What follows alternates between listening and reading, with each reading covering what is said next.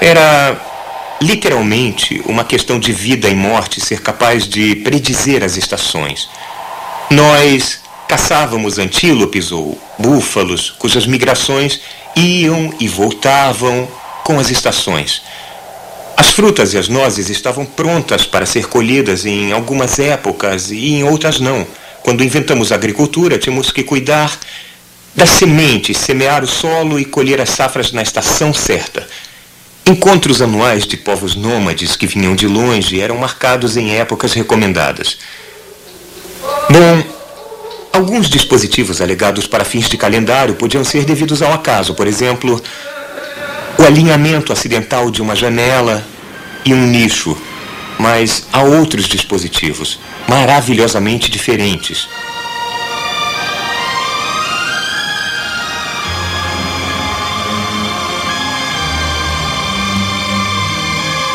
Hoje, só as ruínas secas das grandes cidades Anasazi sobreviveram à devastação do tempo. Não muito longe destas antigas cidades, em um local quase inacessível, há um outro marcador de solstício. Este de propósito singular e inequívoco. O arranjo deliberado de 3 grandes lajes de pedra permite que uma fenda de luz do sol penetre no coração de uma espiral escavada somente ao meio-dia, no dia mais longo do ano.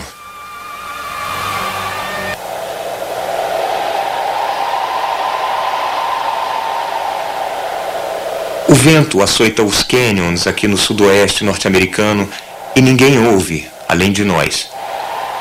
Um lembrete das 40.000 gerações de homens e mulheres que nos precederam, sobre quem não sabemos quase nada, sobre quem a nossa sociedade está baseada.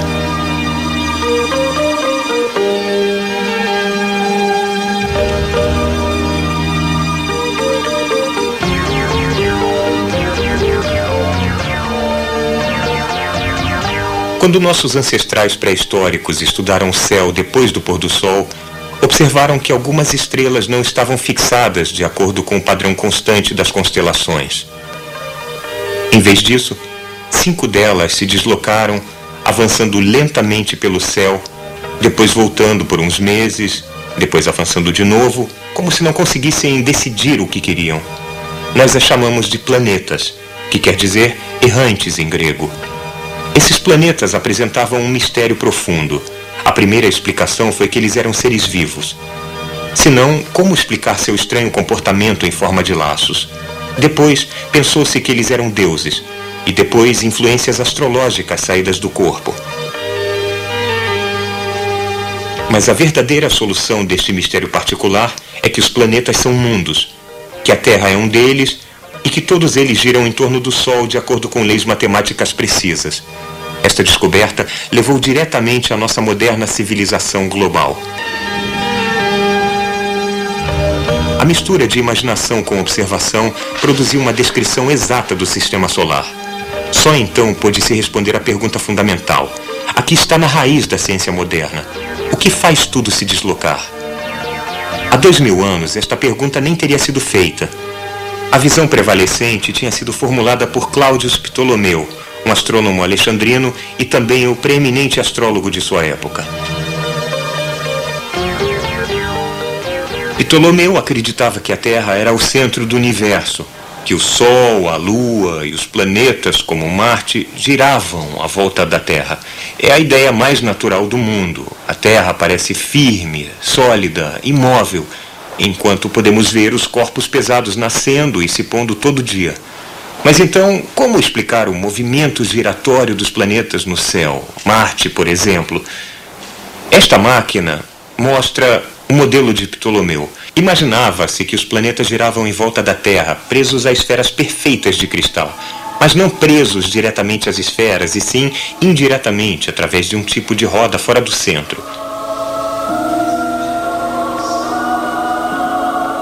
A esfera roda, a pequena roda gira, e como visto da Terra, Marte faz a sua órbita.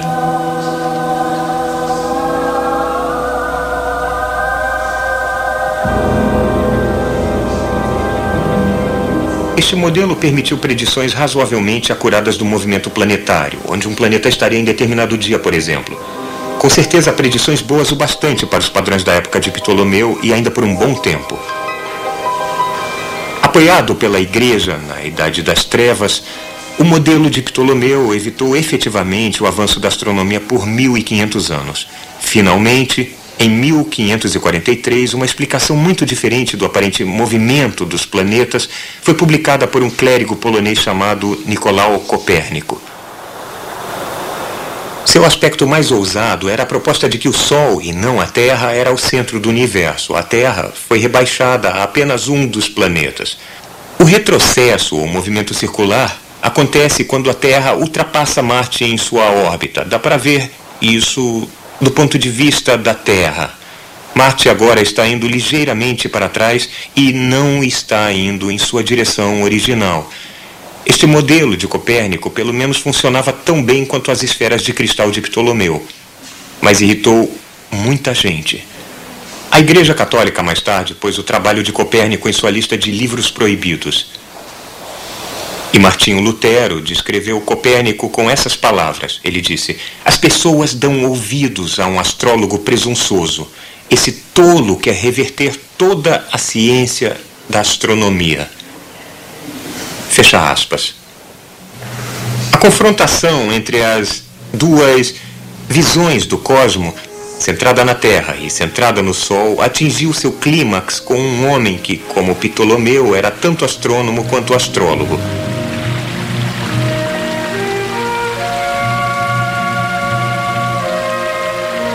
Ele viveu numa época em que o espírito humano estava restrito e a mente acorrentada.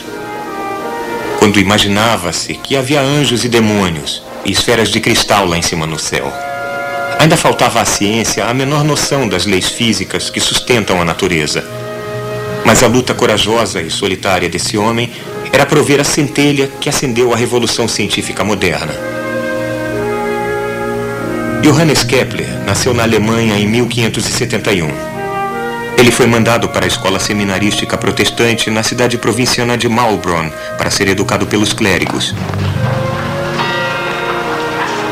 Era uma vida rigorosa e disciplinada. Levantar antes do amanhecer para começar um longo dia de orações e estudos.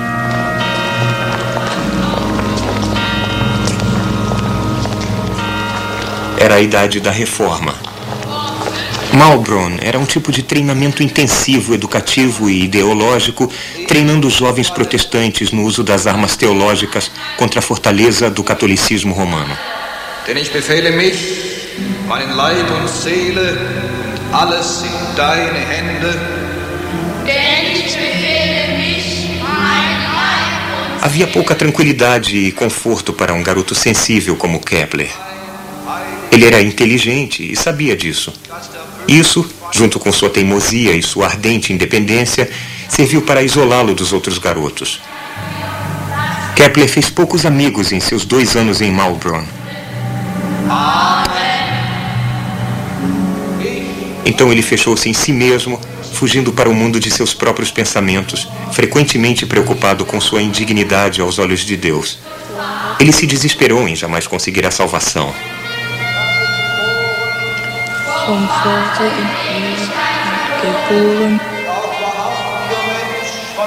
Mas Deus, para ele, era mais do que punição. Deus também era o poder criativo do universo. E a curiosidade do jovem Kepler sobre Deus era maior ainda do que seu medo. Ele queria saber o plano de Deus para o mundo. Ele queria ler a mente de Deus. Esta era sua obsessão. Isto iria inspirar todos os seus grandes empreendimentos. Isto iria tirá-lo e a Europa do claustro do pensamento medieval.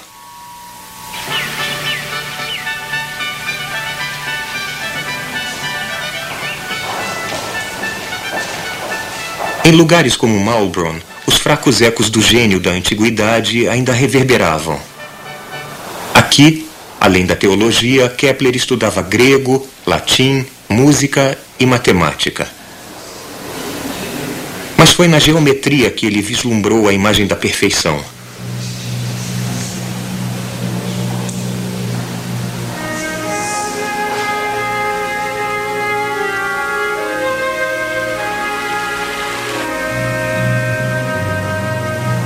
Mais tarde ele escreveria: a geometria existia antes da criação. Ela é coeterna com a mente de Deus. A geometria deu a Deus um modelo para a criação. A geometria é o próprio Deus.